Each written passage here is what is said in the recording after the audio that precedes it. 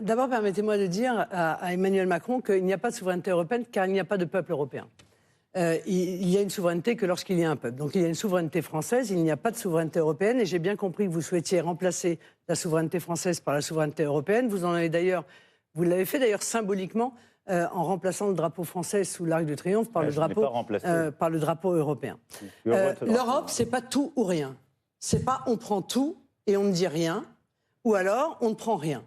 Je souhaite rester dans l'Union européenne. Je souhaite profondément la faire modifier pour effectivement faire émerger une alliance européenne des nations. Pourquoi ? Parce que, d'abord, il y a toute une série de politiques de l'Union européenne avec lesquelles je suis en désaccord.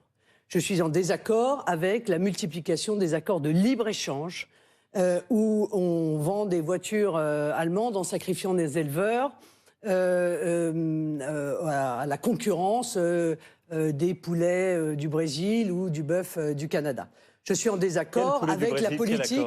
Je suis en désaccord avec la politique des travailleurs détachés, qui font que des milliers, des dizaines de milliers, des centaines de milliers même de travailleurs détachés viennent dans notre pays, travaillent et que les charges qu'ils payent ne sont pas payées en France, mais sont payées dans leur pays d'origine. Je suis opposé à la politique que vous avez soutenue, de la ferme à la fourchette, qui vise à baisser de 10 à 20% la production agricole européenne au moment où le monde est en train de faire face à une crise alimentaire qui va voir un certain nombre de pays probablement être victimes d'émeutes de la faim.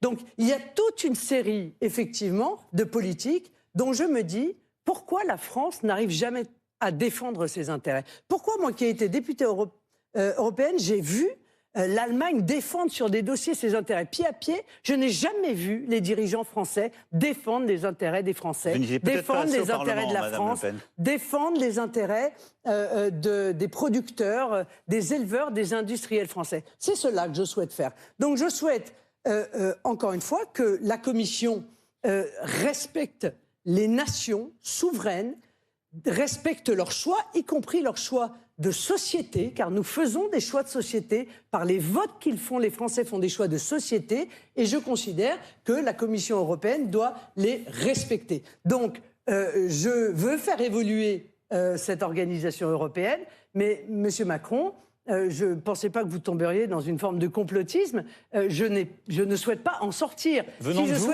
vous, je trouve ça séduisant. Si je souhaitais en sortir, je le dirais. Si je dis que je ne souhaite pas en sortir, c'est que je ne souhaite pas le faire. Donc